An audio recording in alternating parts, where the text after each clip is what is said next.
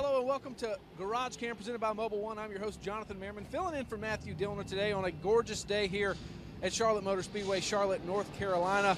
We're going to take a look at the 6th car of Trevor Bayne. A little bit of body work getting done on this thing. They're reapplying the flat white wrap to that. A little bit of work on the roof there, and then doing a little bit of work there to the right rear quarter panel as well. NASCAR must have seen something they didn't like through the tech line, so going to have to go to work and work on this before first practice as they're wrapping that work up. But let's take a look around the garage today. On GarageCam, of course, Dale Earnhardt Jr. parked right next to the 6th of Trevor Bayne. That team back in that car in that garage stall. Hendrick Motorsports had a huge announcement last night at the Hall of Fame, unveiling the 2018 paint schemes for the Daytona 500. Of course, Alex Bowman will be in that 88 car. Same color palette there, but a little bit of a different color scheme. Alex Bowman had an integral part in choosing how that 88 car will look next year. Black letters on that car next year. If you didn't get to see that, you can watch it in full on NASCAR at NASCAR.com/videos. There are also breakout sessions with those guys as well, and they got to talk about that. Dale Earnhardt Jr. was on hand, said he was impressed with Bowman's design skills, but Dale Jr. certainly wants a win before he steps away from full-time racing in the Monster Energy NASCAR Cup Series. So he'll try to get that done here at Charlotte Motor Speedway this weekend. Parked next to him, the 27 of Paul Menard. I know a few Paul Menard fans would like to see him get a win in the 27 before he goes over to the Wood Brothers next year in the 21. Some unfinished business, though, in the 27, as the fluorescent neon yellow number 27 has some work done on it as well. Ty Dillon, a Sunoco Rookie of the Year candidate, right next to him, the number 13 Geico Chevrolet SS. Having some work done to the back bumper on that thing as well. Only a couple more races before they can pull those rookie stripes off of this car. Ty Dillon doing a fine job this year. And you can keep up with him and all of the rookies on NASCAR.com, the Sunoco Rookie Report. We have that go up weekly as well. And Eric Almirola in the 43, fueled by Bacon Smithfield Ford.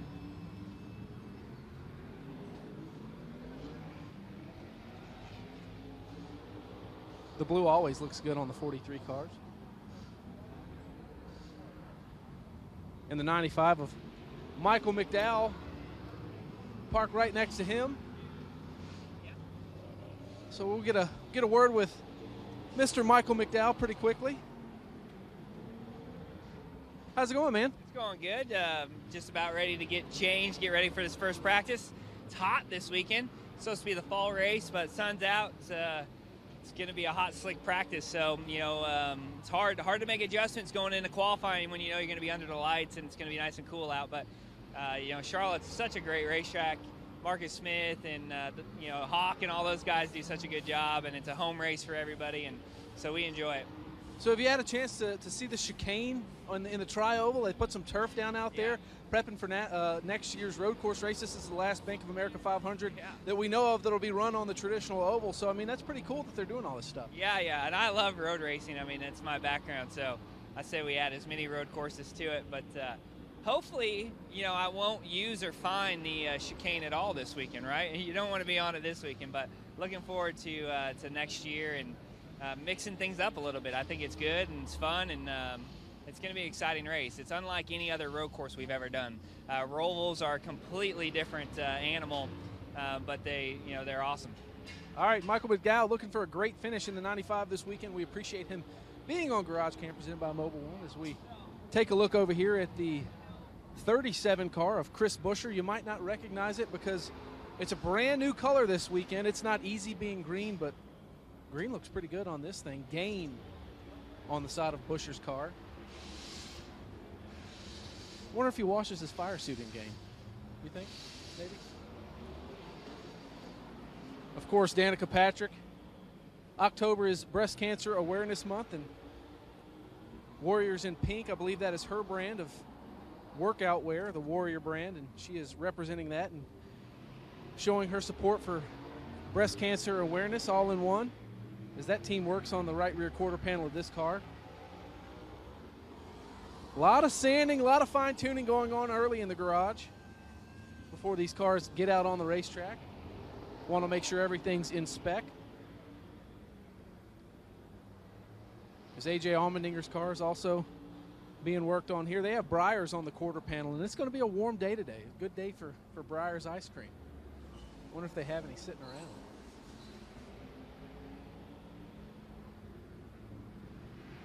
All right, let's make our way on down here. It's the 38 machine. David Ragan. I saw where he jumped out of an airplane this week, and if he was around, we could ask him about that, because for the life of me, I don't know a good reason to jump out of a perfectly good airplane, but I'm sure David has one. He doesn't do anything without good reasoning behind it. It's Matt DiBenedetto's car. Also decaled with a ribbon on the side. Charlotte Motor Speedway really gets behind the breast cancer awareness movement. They paint the pit road walls pink. Pink pace car. A lot of these drivers go all out for breast cancer awareness, which is a very noble cause. Landon Castle's number 34. Loves travel stop Ford. I brake for trains on the back. Always a great idea.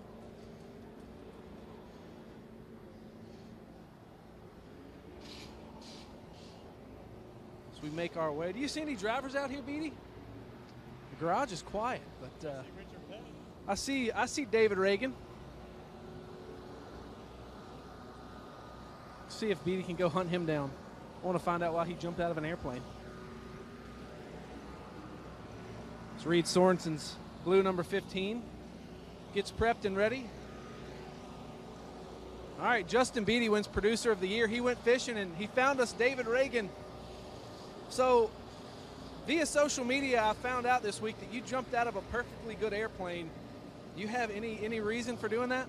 Yeah, I may just skydive into the Coke 600 next year and hop into my race car and go. You know how those guys come in with the big American flags? I may be signing up for that. My front tire changer is a avid skydiver, so I wanted to tag along with Ryan for a couple of years, and we finally got it worked out. So it was fun. It was a lot of fun. I felt pretty safe the whole time, and it was a pretty good thrill. So maybe I'll do it again one day. All right, this race is historically been Saturday night, Bank of America 500. It's moved to Sunday. What's the difference going to be like from racing tonight today? I know we raced during the day last year due to some weather, but what's it going to be like preparing for a day race?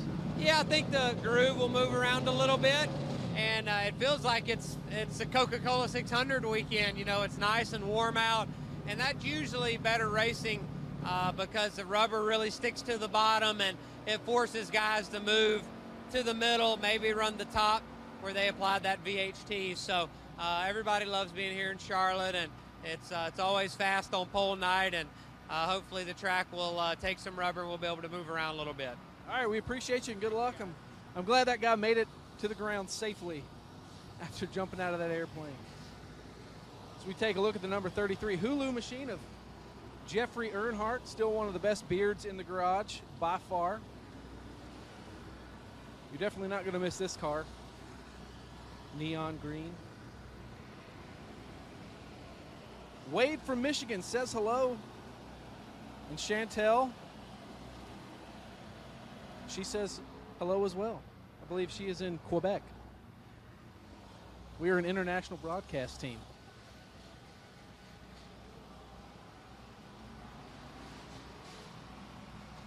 Gray Galding's machine is right next to the 33 of Jeffrey Earnhardt. Rookie stripes on that one as well. I have a feeling business is about to pick up out here. We are 20 minutes away from first practice, and work going on to BJ McLeod's number 51. They're jacking that thing up, getting it on jack stands, getting it everything tightened down and tweaked down before they head out here around these banked ovals of Charlotte Motor Speedway as Timmy Hill's car is getting ready. That car always reminds me of the old John Deere car for some reason. It's the green and yellow and not too bad looking.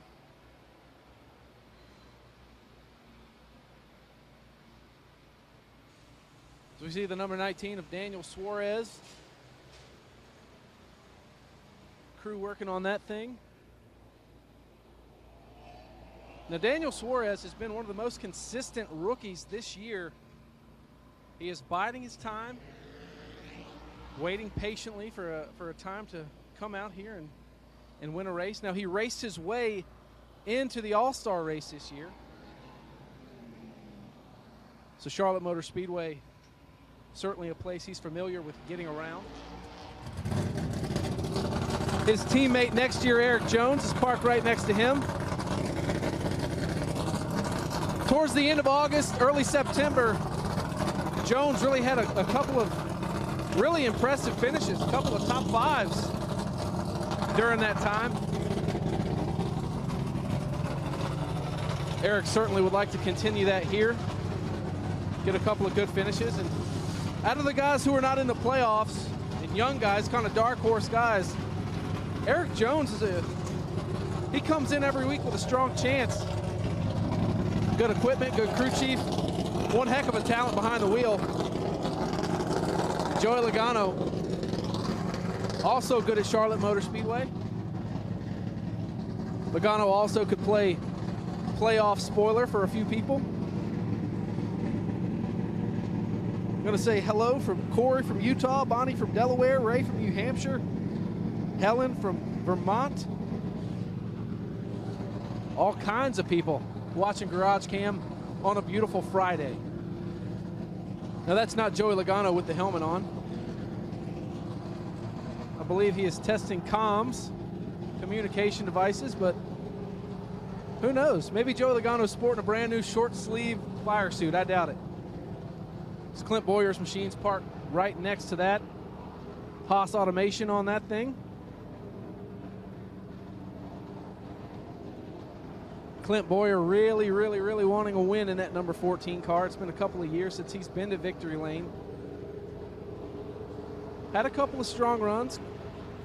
Fairly consistent this year, considering everything that Stewart Haas Racing has gone through, switching over to Ford from Chevrolet, bringing everything they do except for their motors in-house. Who knows, maybe the 14 will be in it. The 41 of Kurt Busch eliminated last weekend at Dover from the playoffs. Kurt on the radio said that was devastating. Certainly after winning the Daytona 500, this team was out to a great start. Not what they wanted to see, but I would certainly take a Daytona 500 win any day of the week. Casey Kane's number 5 Chevrolet is absent, so we'll move on to Austin Dillon's number 3. Now, he won the Coca-Cola 600. You might say he did it on fuel strategy, but still, that 3 car was pretty fast. That meant a lot to the hometown kid. He's from Welcome, North Carolina, the grandson of Richard Childress. Paul, here you go. You wanted to see the number 3 of Austin Dillon. Well, Dow back on the car. He didn't win in this exact paint scheme in the 600, but Dow was on the car, so maybe that'll bring him some luck this weekend. He was also eliminated from the playoffs last week, along with his teammate Ryan Newman.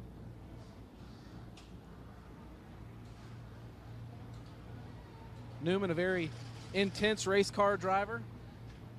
As we're halfway through GarageCam, we're making good time. We're going to have to find some people to talk to. But yes, Newman, very intense. Took a little bit of criticism from some fans for not letting Chase Elliott by. But Ryan Newman was racing to stay on that lead lap. If a caution would have come out at the end of that race, he could have picked up a couple of points and possibly have passed Ricky Stenhouse Jr. and made his way into the playoff. Dover, what an excellent race. It was exciting all the way down to the end. As Jamie McMurray's car is parked right next to Newman's. McMurray's still alive in the playoffs. Sherwin-Williams on this car. It's a little bit different look this weekend from the McDonald's that we're used to seeing. What do you think, Dieter? You think this one's pretty good? I like it. Dieter likes it. That's good enough for me.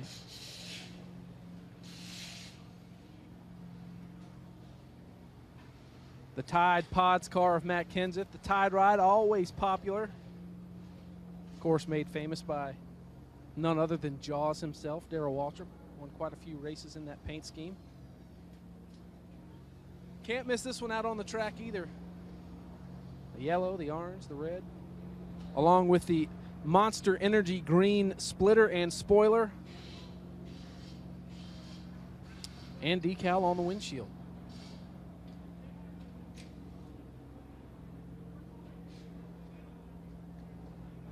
Chase Elliott in the 24 car. Of course, this is the last few races we will see Chase in the 24 as he moves on to the 9 next year. Bringing Napa with him. Sun Energy on the car this weekend, though. But, yeah, that's one of the big things that Mr. H and Chase talked about last night was the effort that everyone had to put in to make sure that Chase got to run his family number. Of course, Bill Elliott, I believe he had 38 wins in the 9 car. 44 wins overall, 6 of those coming in the 11. But, yeah, Chase Elliott. Some neon stuff on that 24. Now, the 24 car next year is going to be cool. Jeff Gordon fans should love it. Bringing back the flames. Very impressive that they were able to do that. Pretty nostalgic paint scheme. It's going to be pretty cool watching that thing going around Daytona International Speedway for the 500.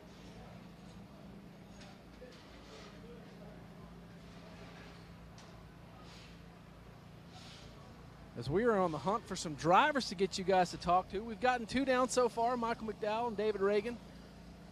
Maybe Blaney will be lurking somewhere. We can talk to him about his Glass Case of Emotion podcast that comes out every Wednesday on NASCAR.com. Some days earlier than others, but it's always out on Wednesday. Those guys are pretty funny. It's Blaney, it's Chuck Bush, and it's Kim Kuhn. Always having a good time. Of course, we talked about Jeff Gordon's throwback paint scheme. Well, the Wood Brothers, they run a throwback paint scheme every weekend with Motorcraft and Quick Lane on the side of the car. That red and white made famous by the Wood Brothers, and I always think of David Pearson when I see it.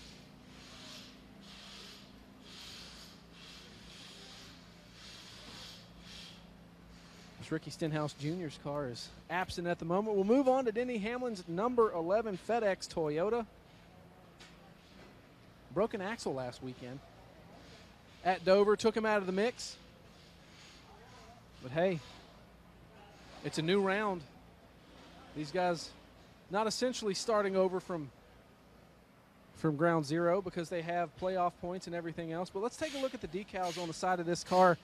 We have one for Vegas, of course, the tragedy that happened in Las Vegas earlier in the week, and also for Robert Yates, who we lost as well earlier in the week. Paying tribute to those families and affected by Vegas, and of course the family of Robert Yates. Robert, a legend in the sport. But NASCAR does a great job of making sure that we pay homage to not only those in our sport, but those around the world. When tragedy strikes, we make sure we recognize those. It's the tip of the cap. So I think we're gonna backtrack here, Dieter. I think we're gonna go try to pin down Chase Elliott at the 24 car and see if we can get a word with him. See if we can make it happen. We have plenty of time to go on the fly.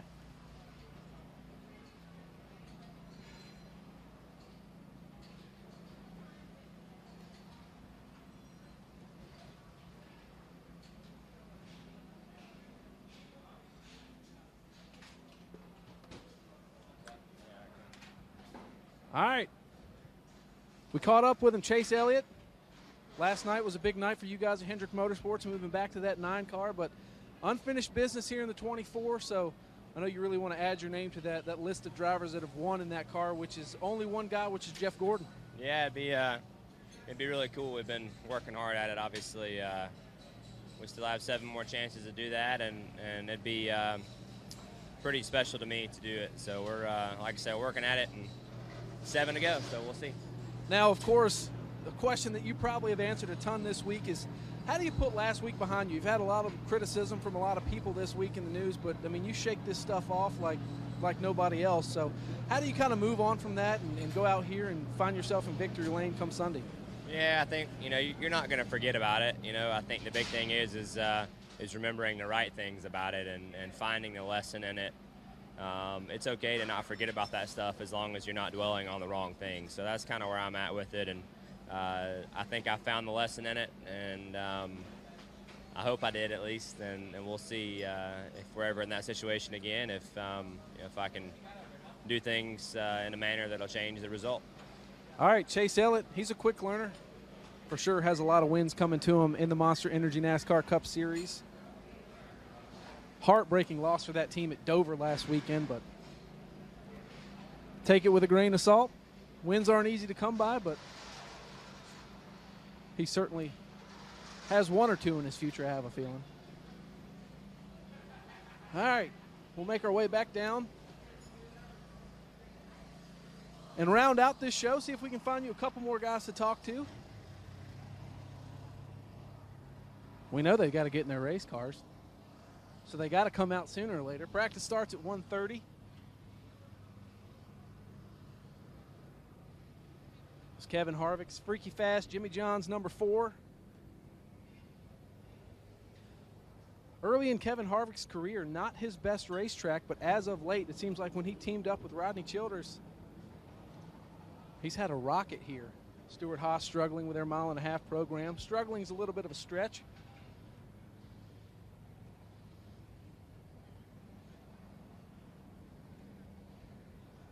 I think super producer Justin Beatty spotted another driver.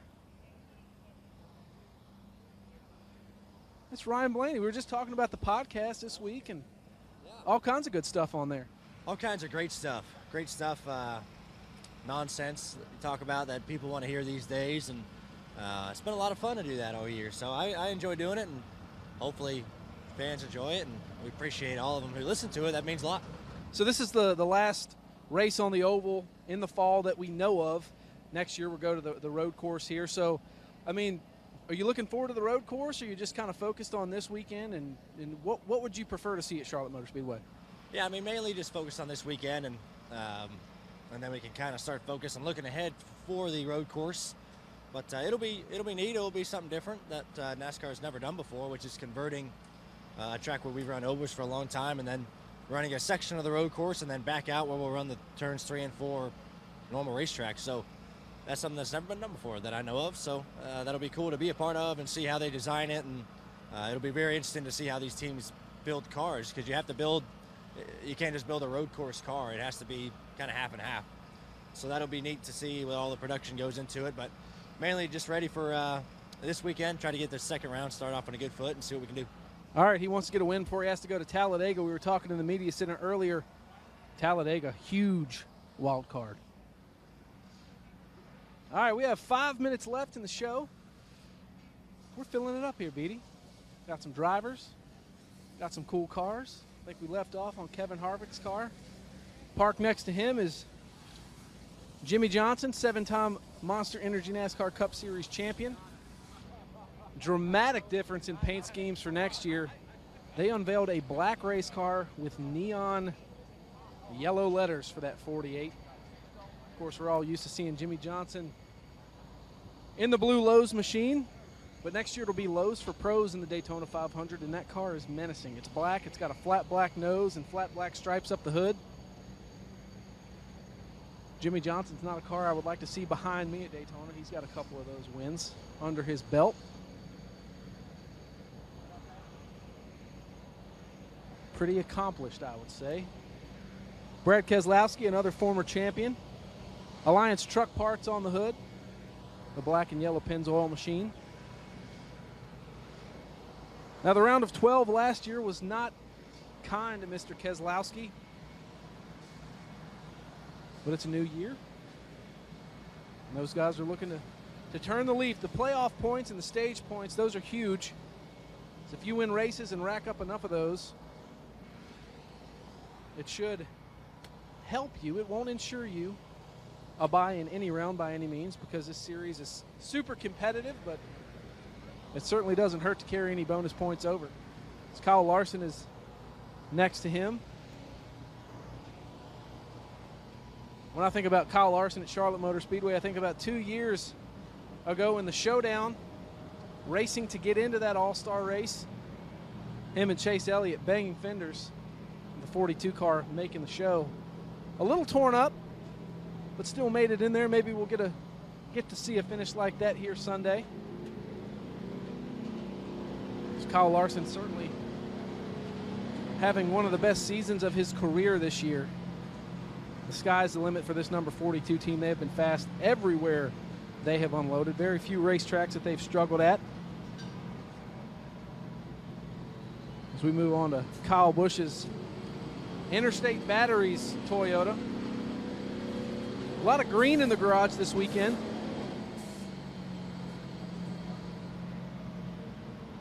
Interstate on the hood. Kyle Busch never won a points-paying race here at Charlotte Motor Speedway. Won the Monster Energy All-Star race here earlier, but in terms of scratching this track off of his list of tracks he's never won at, he'll have to wait and see if he can do that Sunday night.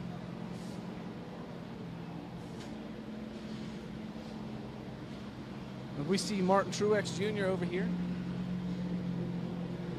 What's going on, man? Not much. What's happening? I just come over here to bother you. I see that. It's not too big of a hassle, is it? No. No, we won't be too bad.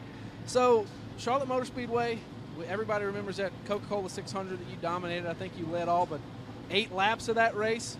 Are we in store for more of the same? Is this 78 car going to be quick? I hope so. That's what we came here to do, but, you know, it's going to be difficult for sure. A lot of unknowns, you know, with the weather coming in, the VHT. You know, we've never qualified with VHT on the track. So today, you know, we'll take it one day at a time. We'll start today, try to figure it out. But, yeah, see what we can do. Is this one of the most trickiest rounds in the playoff with Talladega smack right in the middle of this thing? And Charlotte's so temperamental in terms of the heat and everything. And we plan to run this thing under the sunlight. Yeah, for sure. It's a difficult first 2 races. Yeah, I would say that this one's for sure more straightforward than Talladega. That's just a wild one. So, yeah, we hope to get through here and have a really good day. And, you know, the best scenario is just win this race and move on. So we'll try to do that. But a lot of unknowns, like I said. Hopefully we'll race Sunday, but it doesn't look too good. So there's no telling when we'll race. We're not going to pay any attention to that rain talk. Of course we're going to race Sunday. That's the plan. That's what's going to happen. Martin Truex Jr., your points leader almost all season long. Certainly has all those points stored up in the bank. Hopefully he can make it to Homestead, but everything resets at Homestead in the Final 4 race straight up for a championship. One of the most unique and intense playoff formats in all of sports, certainly in all of motorsports. There's a lot on the line, and we're running out of time here, so make sure you tune in to NASCAR Xfinity Series Garage Cam. I believe that is at 2:30. We'll be live in the Xfinity Series Garage, grabbing all of your drivers there. But for everyone here, my whole team here, Justin Beatty, CJ Latirzo on audio, and Dieter Melhorn on the camera, we appreciate you guys tuning in. And as Matthew Dillner would say, we'll catch you next time, and we'll see you at the races.